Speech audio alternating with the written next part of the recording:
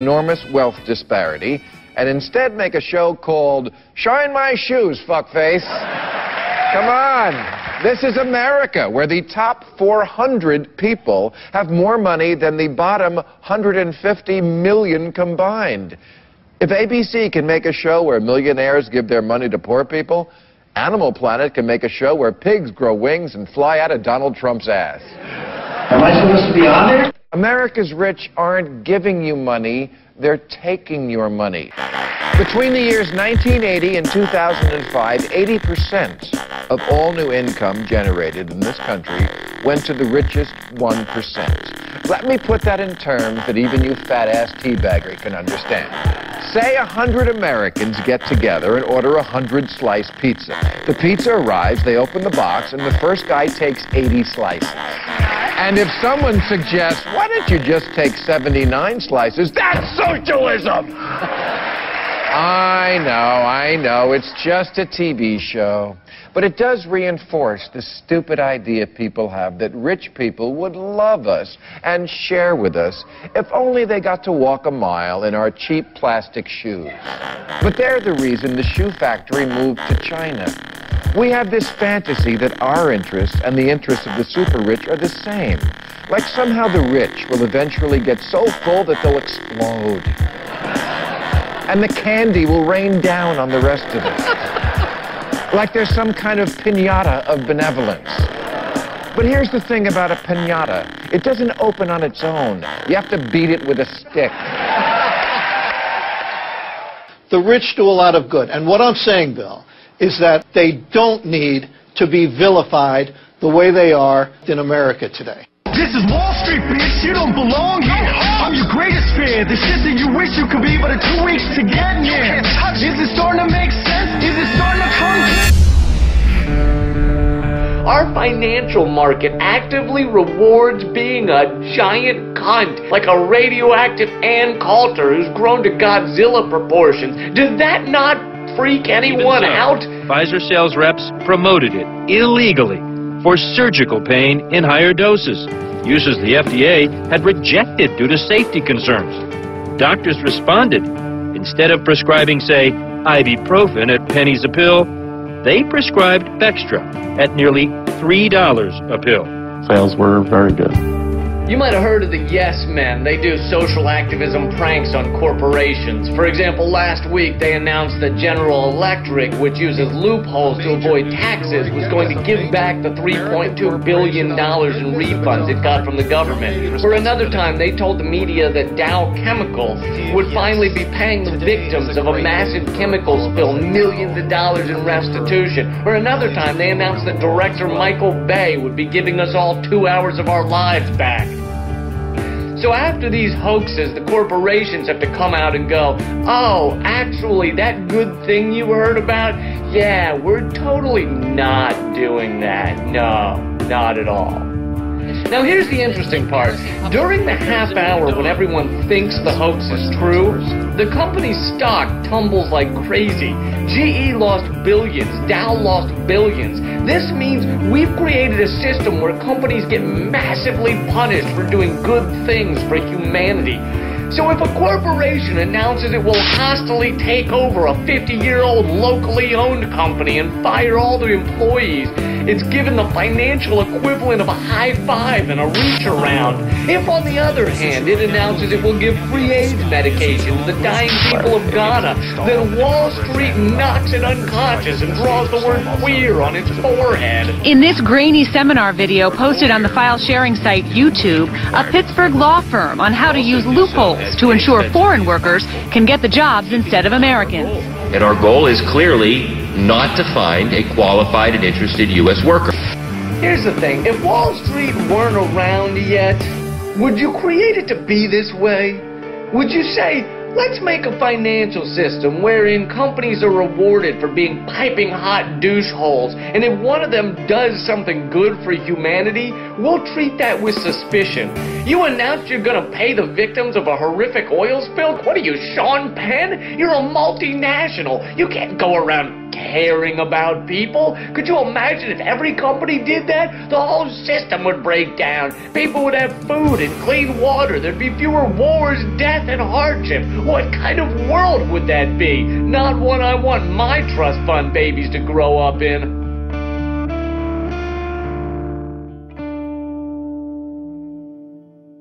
I'm Matthew Lesko, and the government's giving away more money than ever before! $85 billion to help bank executives take a vacation! $25 billion to make cars that people don't want to buy! $600 billion to subsidize subprime lending practices that got us in this mess in the first place! Who cares about hyperinflation, crippling debt, or a massive tax burden on your grandkids?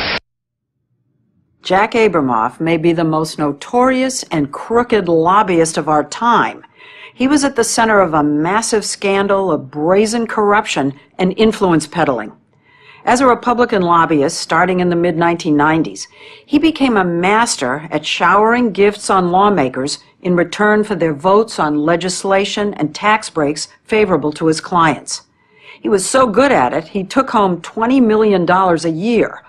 It all came crashing down 5 years ago when Jack Abramoff pled guilty to corrupting public officials, tax evasion, and fraud, and served 3.5 years in prison.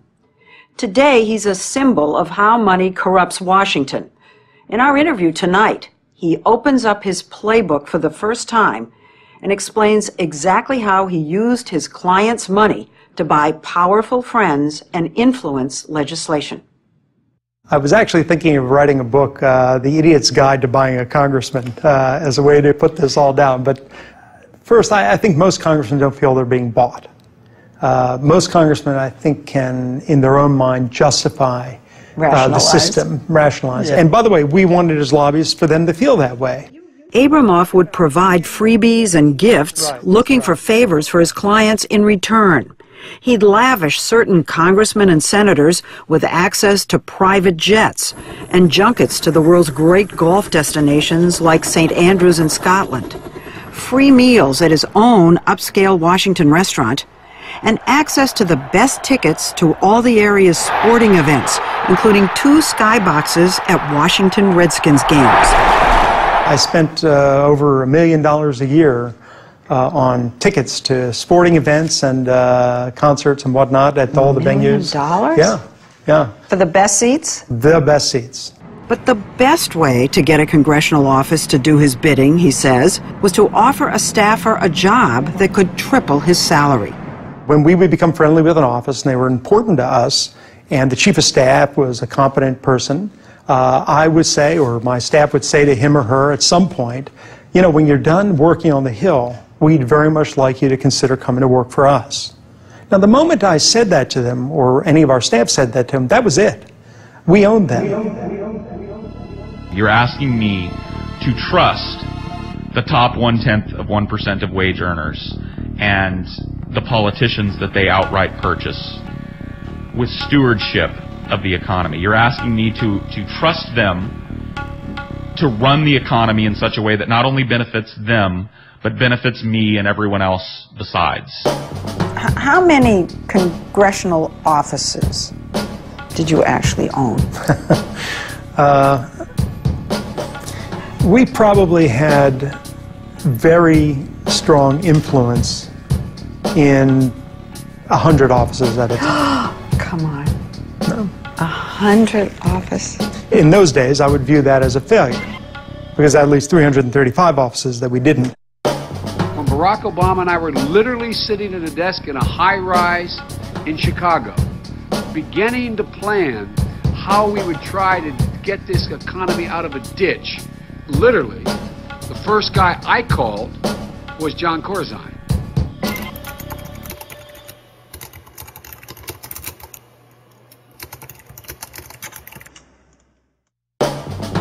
These people have never given me any reason to trust them. Use a little Google foo, go and look up white-collar corporate crime statistics, you know, from 1980 on. These names show up over and over and over and over again for the same shit: embezzlement, bribery of public officials, outright theft, tax evasion, misstatement of profits. And they do it again and again and again and again and pay billions of dollars in fines. And they do it again and again and again. This is not just an isolated incident or two. This is a pattern. This is a part of the way they do business. Part of doing business in America is breaking the law over and over and over again and getting caught over and over and over again. And you're asking me to trust these people. I'm not here to talk about plans to deal with this till 2017. I'm saying we've got a real problem, and I'm tired of Republicans and Democrats who either want Republicans who want to burn the place to the ground, and Democrats, with all due respect, who want to offer a plan that gets it through their end of their second term of their presidency, and then screws me and my kids when it's over. And until we do that, we have to deal with the extraction that is at foot. It is the reason the financial markets are behaving the way they're behaving. That is a mathematical fact. This is not some opinion. This is a mathematical fact. Tens of trillions of dollars are being extracted from the United States of America. Democrats aren't doing it. Republicans are not doing it. An entire integrated system, financial system, trading system, taxing system that was created by both parties over a period of 2 decades is at work on our entire country right now. And we're sitting here arguing about whether we should do the $4 trillion plan that kicks the can down the road for the president for 2017 or burn the place to the ground. At this point in history, you can no longer afford to live in blissful ignorance of the facts. You can no longer afford to be wrong about this. The decisions that these people make, the laws that these people break, the money that these people extract from the global economy illegally, and in some cases legally, everything that they do affects every aspect of your life. Control the expertise, and the joke is that if you want to talk to someone from Goldman Sachs, call the Treasury Department. I mean, it's just staffed with people who are from Wall Street. So it's an area where they really do control both ends of the debate. You don't have much choice between the Republicans and Democrats. You can get the Democrats in, you have as many people from Wall Street as with the Republicans, maybe more. So it's certainly a very, very big problem. Here's the way it works. It's 10:14 p.m. Eastern Time. You're going to get up at 5:30 in the morning tomorrow. If the kids are sick, forget about it. I don't care. Get somebody to take care of them. That lousy commute that takes you an hour and a half, suck up and do it. Don't give me any baloney. Go to work at a job that you hate, but you're taking the job because you need the money, and your boss is a jerk and you can't stand your co-workers. I don't want to hear any complaining. You have to stay late, and then make that commute back, and then feed your kids some garbage that you have that you call food, and then call it a night and start the next day. I don't want any back talk, but I want your money. I'm going to take your money, and I'm going to give it to my friend. There's the capacity to basically fire a politician who disagrees with me by taking funding away from him. People of the United States of America, your Congress is bought. Your Congress is incapable of making legislation on healthcare, banking, trade, or taxes, because if they do it, they will lose their political funding and they won't do it. And I will have a country that is run by a bought Congress. Why aren't we directly helping homeowners with their debt burden? Why aren't we helping American families faced with bankruptcy? Is this the United States Congress or the Board of Directors of Goldman Sachs? My name is Mitch McConnell. My name is Boner. My name is Bush. My name is Clinton. My name is Obama. My name is Reid, Pelosi, Frank Dodd. I'll tell you what to think, what to believe. You just turn over your money. And I'm going to give it to my buddy over there, Bernanke. And he's going to distribute it to all the banks and all the businesses and all the hedge funds. And they're going to borrow billions and trillions at 0 interest rate.